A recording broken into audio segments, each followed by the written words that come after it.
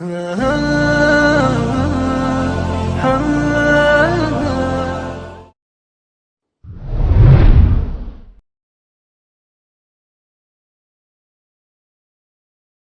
الرحمن الرحیم۔ روزے کا لغوی معنی کیا ہے؟ اصطلاحی تعریف کیا ہے؟ روزے کے فضائل کیا ہیں؟ روزے کا فلسفہ اور حکمت کیا ہے؟ ناظرین، آج اس عنوان پر گفتگو ہوگی۔ سب سے پہلے روزے کا لغوی معنی کیا ہے؟ روزہ اصل میں عربی کا لفظ ہے صوم۔ صوم سے لیا گیا ہے، اور صوم کا لغوی معنی ہے رکنا۔ اور اصطلاحی تعریف شرعاً جو اس کی اصطلاحی تعریف ہے، رکنا کھانے سے، پینے سے اور جماع سے، یہ فقہ کی تعریف ہے۔ اس کے بعد روزے کے فضائل، جیسے اللہ تبارک و تعالیٰ نے قرآن پاک میں ارشاد فرمایا ہے، یا ایھا الذین آمنوا کتب علیکم الصیام کما کتب علی الذین من قبلکم لعلکم تتقون۔ اے ایمان والو، تم پر روزے فرض کر دیے گئے ہیں جیسا کہ تم سے پہلی امتوں پر بھی روزے فرض کر دیے گئے تھے۔ اور اللہ تبارک و تعالیٰ نے اس آیت کے اندر ایک اور خوبصورت بات کہی ہے کہ اے ایمان والو، خوبصورت خطاب کیا ہے۔ مفسرین نے لکھا ہے کہ اللہ تبارک و تعالیٰ کا اپنے بندوں کے ساتھ پیار بھرا خطاب ہے، اور اس میں مخاطب کر کے آگے اللہ تبارک و تعالیٰ نے مومنوں کو یہ بتلایا ہے کہ یہ روزے صرف تم پر فرض نہیں کر دیے گئے، بلکہ تم سے پہلے والی سابقہ امتوں پر بھی یہ روزے فرض کر دیے گئے تھے۔ چنانچہ یہ کوئی مشکل یا بھاری کام نہیں ہے جو تم پر آ کر کے پڑا ہے۔ اللہ تعالیٰ نے یہ امت محمدیہ کی بھلائی کے لیے اور ان کے اطمینان کے لیے، ان کی راحت اور سکون کے لیے اتنا پیار بھرا خطاب کیا۔ اور آگے اللہ تبارک و تعالیٰ نے فرمایا کہ لعلکم تتقون، تاکہ تم اس روزے کے ذریعے پرہیزگار بن جاؤ، ڈرنے والے بن جاؤ۔ تو روزے کا فلسفہ اللہ تبارک و تعالیٰ نے جیسے ارشاد فرمایا کہ تم ڈرنے والے بن جاؤ، پرہیزگار بن جاؤ، میری فرما برداری کرنے والے بن جاؤ، میری اطاعت کرنے والے بن جاؤ، میرے حکموں پر چلنے والے بن جاؤ، جو میں کہتا ہوں، جو میرے احکام ہیں ان پر چلنے والے بن جاؤ۔ اللہ تبارک و تعالیٰ کو روزے سے مقصد بندے کو بھوکا رکھنا نہیں ہے۔ اللہ تبارک و تعالیٰ کا روزے سے مقصد بندے کو پیاسا رکھنا نہیں ہے۔ اللہ تبارک و تعالیٰ کو کوئی فرق نہیں پڑتا کہ ایک انسان اگر پیاسا رہے اور بھوکا رہے، اس کی بھوک اللہ تعالیٰ کے پاس نہیں پہنچتی، بلکہ اس کی پرہیزگاری، اس کا تقوی اللہ تبارک و تعالیٰ کے ہاں پہنچتا ہے۔ اور اللہ تعالیٰ انسانیت کو یہ پیغام دینا چاہتے ہیں کہ اس رمضان کے ذریعے تم اپنے اندر تقوی پیدا کرو، جیسا کہ اس روزے کی فضیلت میں رسول اللہ صلی اللہ علیہ وسلم نے فرمایا کہ اللہ تعالیٰ فرماتے ہیں الصوم لی وانا اجزا بہ، روزہ میرے لیے ہے اور اس کا بدلہ، اس کی جزا میں خود دوں گا۔ تو یہ روزہ اتنی فضیلت والی چیز ہے، اور روزے کا جو تعلق ہے وہ باطن کے ساتھ ہے۔ جیسے فرض کریں نماز ہے، اس کا تعلق ظاہر کے ساتھ ہے، حج ہے اس کا تعلق ظاہر کے ساتھ ہے، زکوٰۃ ہے اس کا تعلق ظاہر کے ساتھ ہے، جہاد ہے اس کا تعلق ظاہر کے ساتھ ہے۔ لیکن یہ صرف ایک منفرد ایسی عبادت ہے روزہ جس کا تعلق باطن کے ساتھ رکھا گیا ہے، اور اس کے اندر ہر مسلمان کا امتحان ہوتا ہے۔ چنانچہ اگر کسی مسلمان سے آپ فرض کریں، کہہ دیں کہ تم نے روزہ رکھا ہے، تمہیں کوئی دیکھ تو نہیں رہا، تم اکیلے ہو، گھر میں اکیلے ہوتے ہو، اکیلے جا کر کھا پی لو، کون دیکھے گا؟ تو یکدم یہی کہے گا کہ اللہ تبارک و تعالیٰ کی ذات مجھے دیکھنے والی ہے۔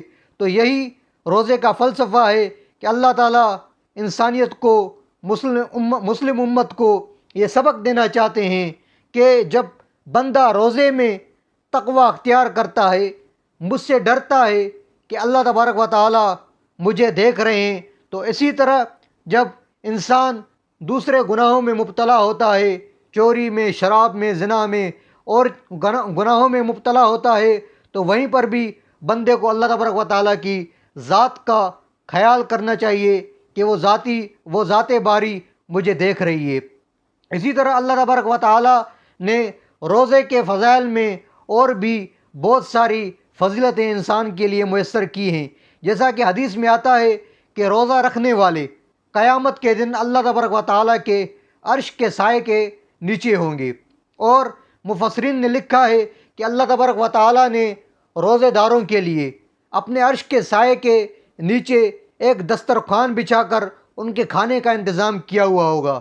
تو علماء کہتے ہیں کہ جس کے لیے اللہ تبارک و تعالیٰ کھانے کا انتظام کر دیں، اس کے لیے اللہ تبارک و تعالیٰ سکون کا، چین کا، اطمینان کا انتظام کر دیں، اور اس کو اللہ تبارک و تعالیٰ اپنے عرش کا سایہ نصیب کریں، تو اس شخص سے حساب کتاب بھی نہیں ہوگا۔ کیونکہ ہم دنیا میں بھی دیکھتے ہیں، جو بندہ کسی کی ضیافت کرتا ہے، کسی کی مہمان نوازی کرتا ہے، تو وہ اپنے مہمان کو رسوا کرنا نہیں چاہتا، بعد میں اپنے مہمان سے حساب کتاب نہیں کرتا، بلکہ اپنے مہمان کو اکرام کے ساتھ، احترام کے ساتھ رخصت کرتا ہے۔ اسی طرح جس شخص کو اللہ تبارک و تعالیٰ کے عرش کا سایہ مل گیا، تو انشاءاللہ اس سے حساب کتاب بھی نہیں ہوگا، اس کے لیے جنت الفردوس پکی ہے۔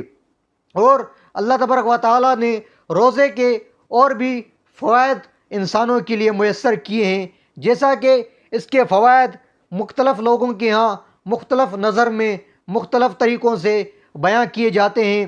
جیسا کہ ڈاکٹر کی رائے ہوتی ہے کہ روزہ انسان کے جسم کو مضبوط بناتا ہے، انسان کے جسم کو صحت مند بناتا ہے۔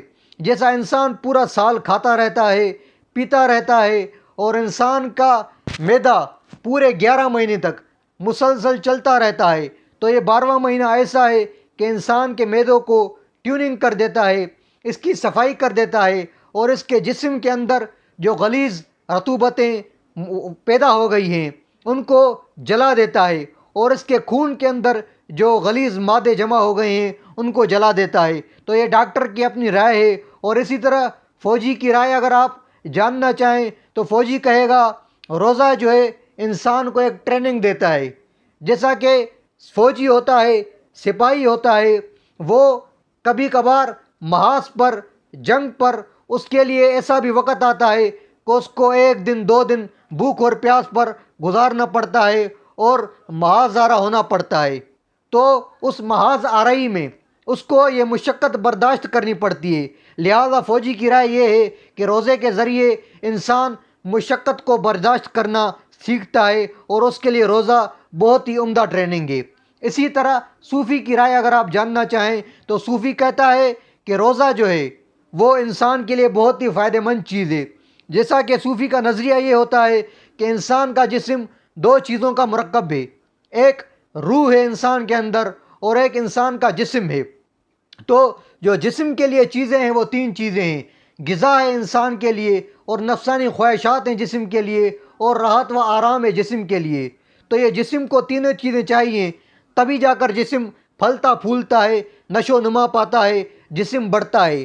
اگر جسم کو یہ چیزیں نہ دی جائیں تو جسم لاغر ہو جاتا ہے۔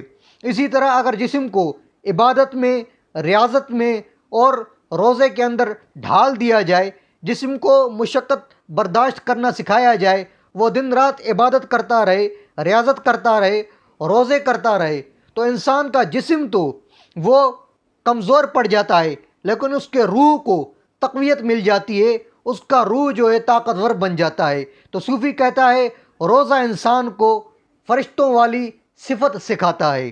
یہ صوفی کی رائے ہے۔ اور انسان کے لیے اللہ تبارک و تعالیٰ نے روزے کو فرض کر کے بہت ساری نعمتیں انسان پر اللہ تعالیٰ نے اپنی طرف سے نازل فرمائی ہیں۔ جیسا کہ انسان کے لیے حدیث شریف میں آتا ہے کہ افطار کے وقت مومن کے لیے، مسلمان کے لیے بڑی خوشی ہے، اور دوسری خوشی مومن مسلمان کے لیے قیامت کے دن اللہ تبارک و تعالیٰ کی ملاقات ہوگی۔ اسی طرح اللہ تبارک و تعالیٰ نے روزے کے اندر افطار کے وقت میں دعاؤں کی قبولیت کا خاص وقت رکھا ہے۔ مسلمان کے حدیث شریف میں آتا ہے روزانہ ایک دعا قبول ہوتی ہے، تو ہمیں روزوں کے اندر دعاؤں کا بھی خاص کر کے اہتمام کر دینا چاہیے۔ اور دوسرا، روزے کے اندر ہمیں اپنے جسم کو کھانے سے اور پینے سے اور جماع سے روکنے کے ساتھ بھی اپنے ہاتھوں کو بھی غلط کام سے روکنا چاہیے، اس کا بھی روزہ ہونا چاہیے۔ اپنی نظروں کا بھی روزہ ہونا چاہیے، نظروں کو بھی روکنا چاہیے غلط کام سے، آنکھوں کو روکنا چاہیے، کانوں کو روکنا چاہیے۔ اسی طرح جسم کے اعضاء کو ہم روک دیں، جس طرح ہم نے کھانے پینے سے اپنے جسم کو روکا ہوا ہے۔ تو تمام چیزوں کا جب رکا ہوا انسان کو معلوم ہوگا، جب انسان تمام چیزوں سے رک جائے گا، تو انسان کے لیے یہ مفصل جو روزہ ہوگا یہ نہایت ہی اس کے لیے پر نور روزہ ہوگا، اور اس کو اس روزے کی نورانیت نصیب ہوگی۔ روزے کے اندر جب انسان جھوٹ نہیں بولے گا، غیبت نہیں کرے گا، اور انسان اپنی نظروں کی حفاظت کرے گا، تو اللہ تبارک و تعالیٰ اس کو روزے کی نورانیت سے نوازیں گے۔ تو انشاءاللہ اللہ تبارک و تعالیٰ سے دعا ہے اللہ تبارک و تعالیٰ ہمیں روزے کی فضیلت اور ہمیں روزے کا جو ہے روزے سے ہمیں محبت نصیب فرمائے، روزہ رکھنے کا جذبہ نصیب فرمائے۔ اور فرض روزوں کے لیے حدیث شریف میں اس طرح بھی آتا ہے کہ فرض روزہ کا ثواب اتنا زیادہ ہے کہ اگر انسان فرض روزہ چھوڑ دے اور پوری زندگی دوسرے روزے نفلی روزے رکھتا رہے تو وہ فرض روزے کے برابر اس کے روزے نہیں ہو سکتے۔ تو ہم تمام روزوں کی پابندی کریں اور رمضان کی قدر کریں، اللہ تبارک و تعالیٰ سے دعائیں مانگیں، اللہ تبارک و تعالیٰ کی بارگاہ میں عاجزی اور انکساری کریں، تاکہ اللہ تبارک و تعالیٰ ہمیں رمضان المبارک کی رحمتوں اور برکتوں سے نوازے اور اپنی رحمتیں خاص عنایت فرمائے۔ انشاءاللہ ہماری آپ سے ملاقات نیکسٹ ویڈیو میں ہوگی، تب تک کے لیے اجازت، اللہ حافظ۔